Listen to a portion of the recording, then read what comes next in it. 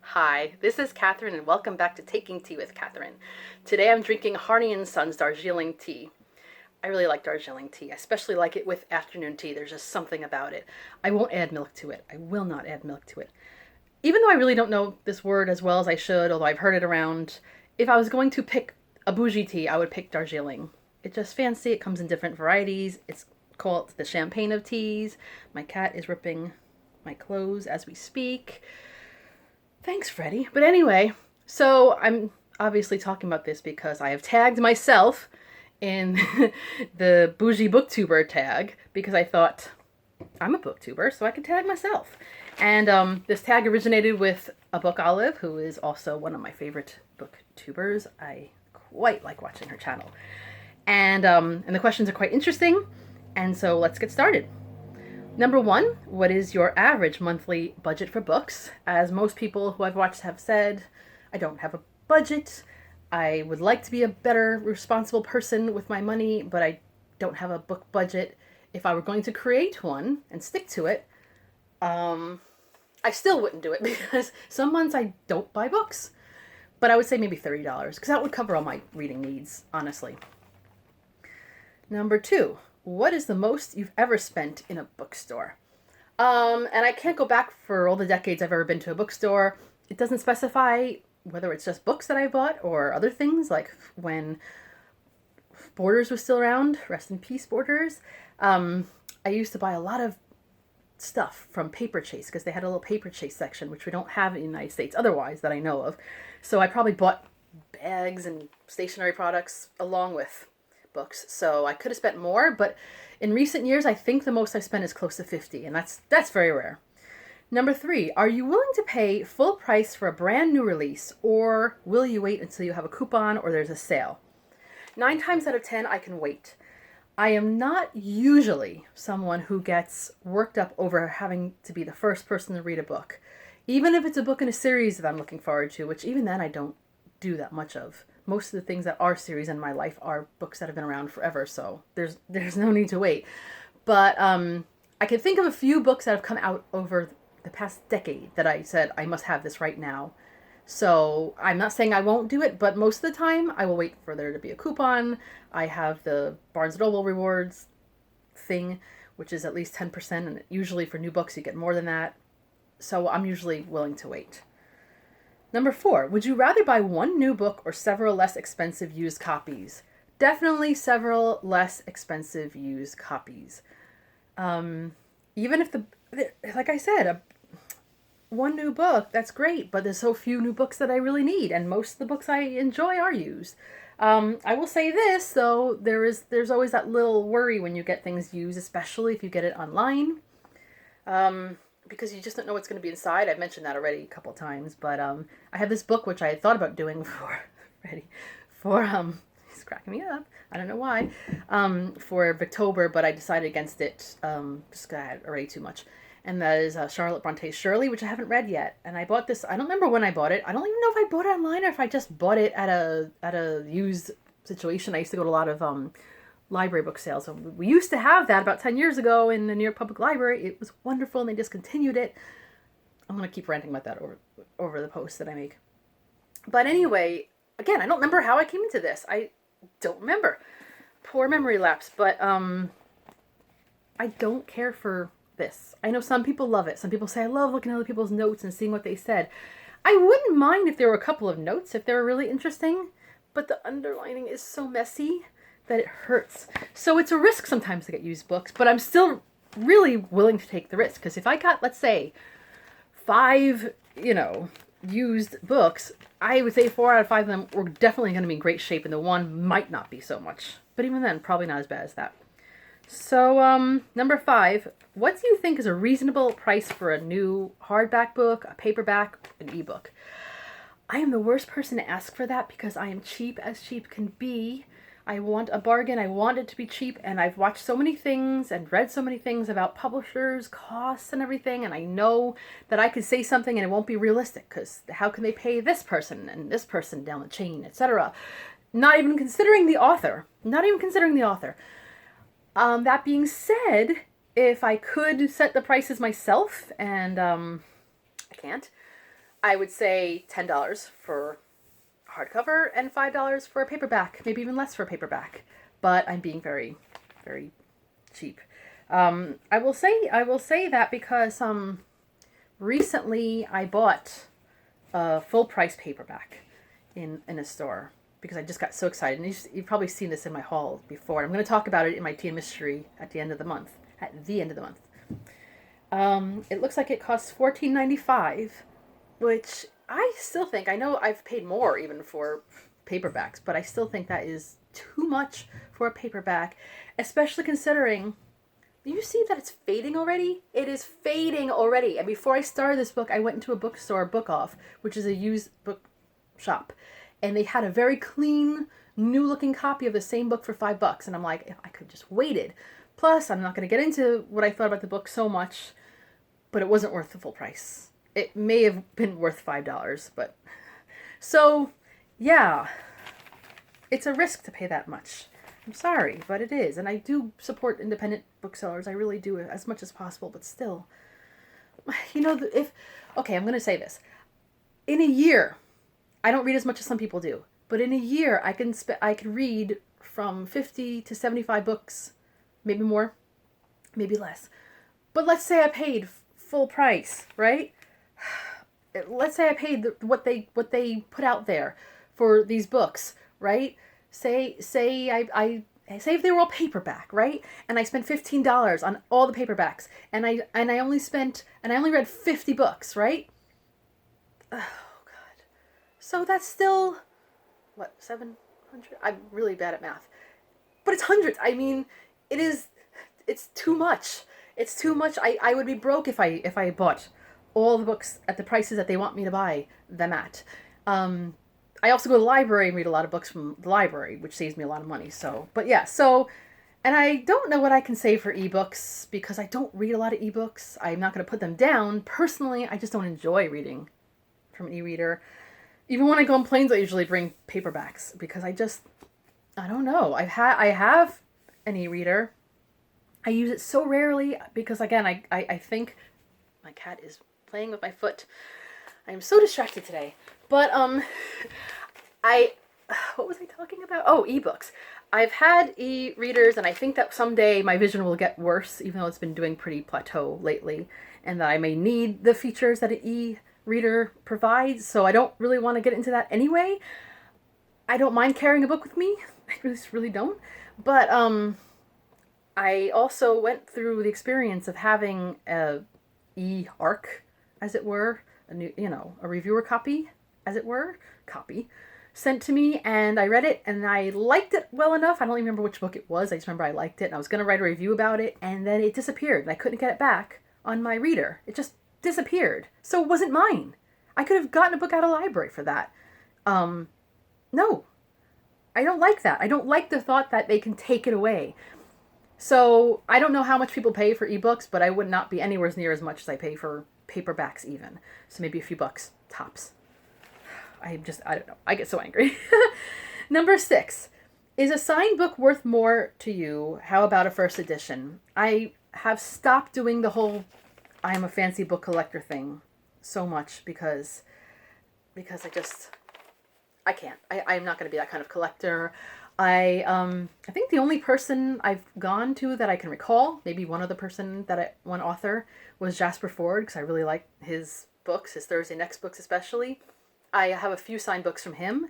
I like that, but most of the time it's not worth it to me. I mean, it'd be nice if I could get Jane Austen to sign my Pride and Prejudice, but that's not going to happen. So yeah, and I'm not going to get into that.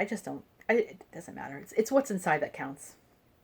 Number 7, what is your most valuable book, sentimental or actual value? And I don't have one, but I am a sentimental person. I hate being sentimental. I think it's a waste of space, but I do, I lost my dad a while back, and I won't get rid of some of his books. Maybe not all of them, but some of his books, especially if he wrote in them at all.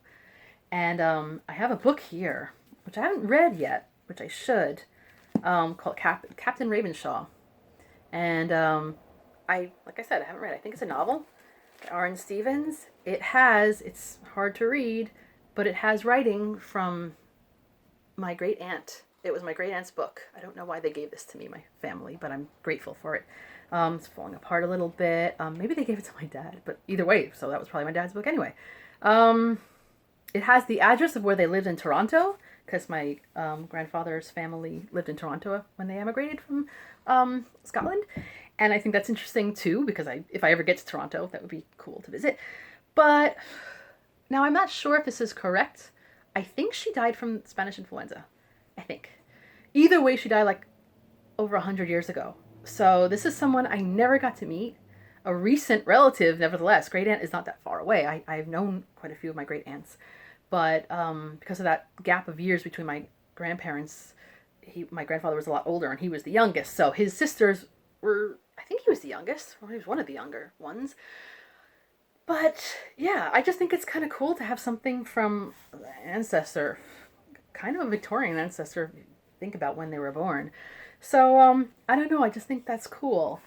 I wouldn't want to get rid of that. I also have, this is valuable in the sense that I paid a decent amount for it. And when I say a decent amount, it was probably under 40, but still probably not too far. I went to some book fair in Greenwich Village at one point and bought this. And it is, I actually could have read this for Victober, but maybe next year. Queen Victoria's Memoirs of the Prince Consort, His Early Years. I find that cool. It was written by Queen Victoria, so I totally could have included that in a woman I've not read before, a female I've not read before. But that's okay. It's a pretty volume. It has this slight feeling of maybe damp had hit it at some point, but not terribly. And this one, it's written in pencil also, like that other one. I don't know who this person is. I can't even read their handwriting. I just see it says H. Lizzie. I can't get the last name. Harlem Rail something? October 23rd, 1867. I mean, this is actually a Victorian book. This was purchased, like, around when it came out, I guess. Yeah, because if it was 1867, Prince Albert had only died a few years earlier, so this is probably... Is it first edition? I really should look at this before I film. Excusez-moi.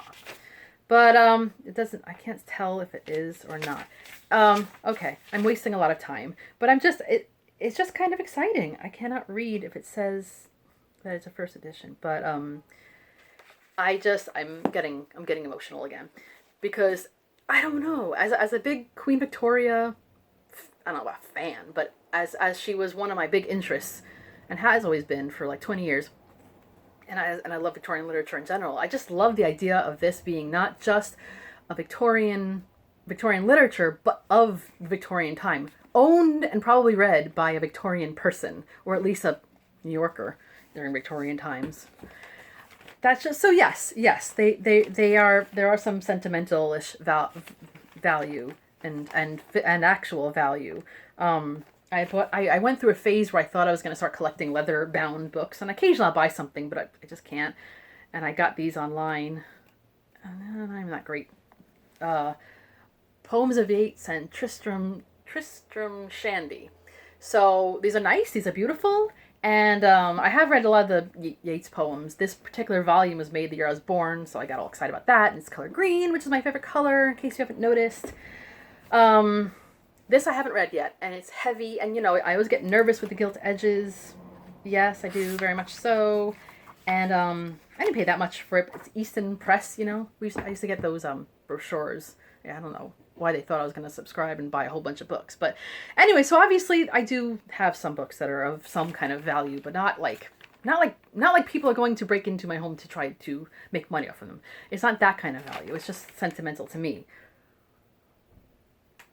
It'd be pretty dumb to break into my home. I have nothing. Anyway, I went on about that. Number 8. Will you pay more for a cover or edition you like better? Yes. But not a lot more. There's just some, like for instance, if I went to a bookshop and there were 2 copies of a book I wanted. One of them was, say it's a used bookshop. One of them was $3, and it was okay, but it was a little banged up. And the other one was $5.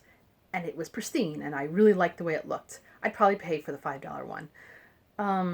That being said, with classics, even though, like I said, I've done the whole trying to be a collector thing with classics, and that's cool.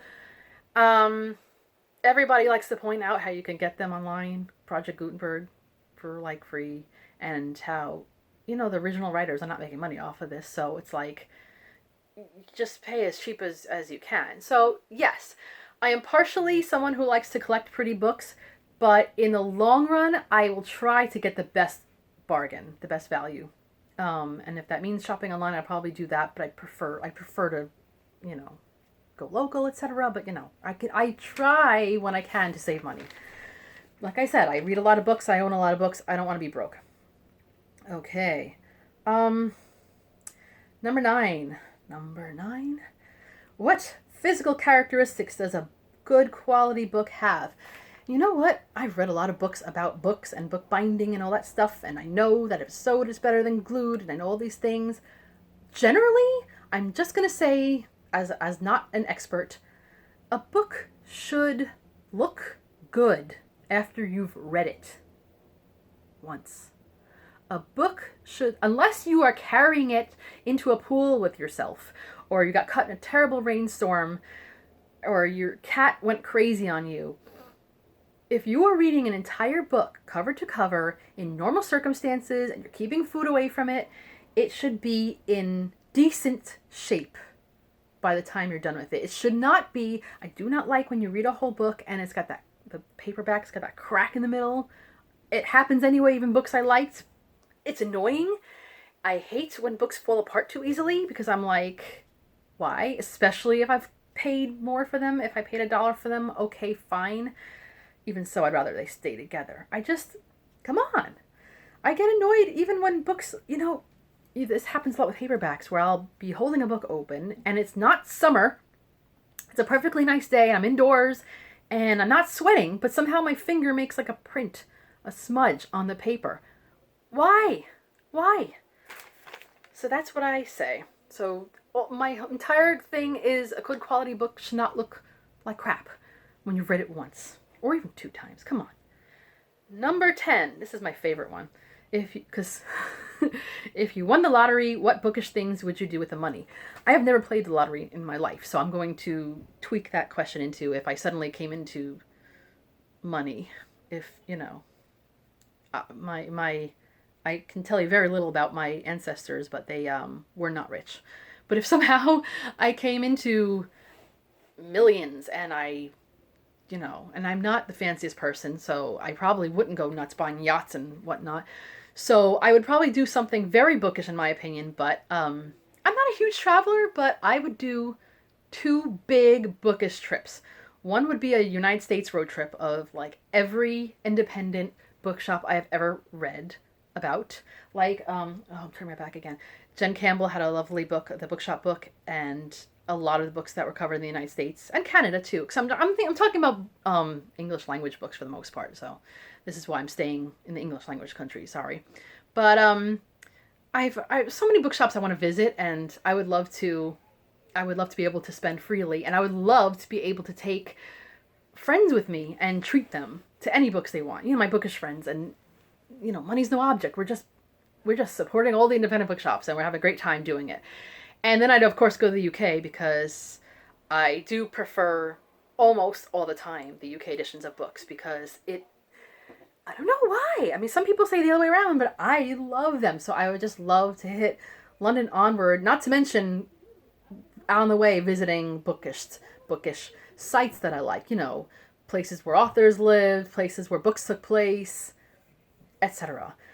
I would just love to make a whole bookish tourism. And of course visit every tea room because I would do both of them. And of course I'd be generous and try to endow, etc. But honestly, the first thing I thought was kind of selfish. But it's not totally selfish. Gotta be treating people. Okay, now we got a bonus question. Give us an image, actual or mental. My images are mental. Of your dream home library. Now, I have a slightly dream home library. When I say that, my apartment's a crumbly old place, but it's still pretty decent because I live not far from a lot of bookshops, so that's great, and libraries.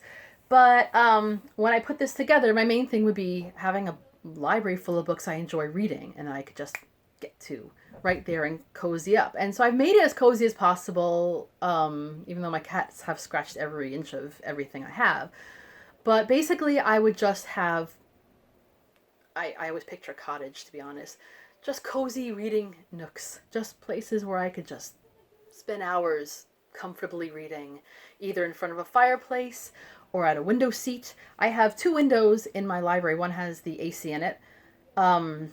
The other one overlooks garbage cans because I'm on the first floor. So, not exactly an endearing picture. I just don't have great windows. So yeah, I would do that. I think I have very simple tastes. I am not very bougie, apparently. And that's fine. So I would love to talk more about what I would spend my money on and what I like to spend money on.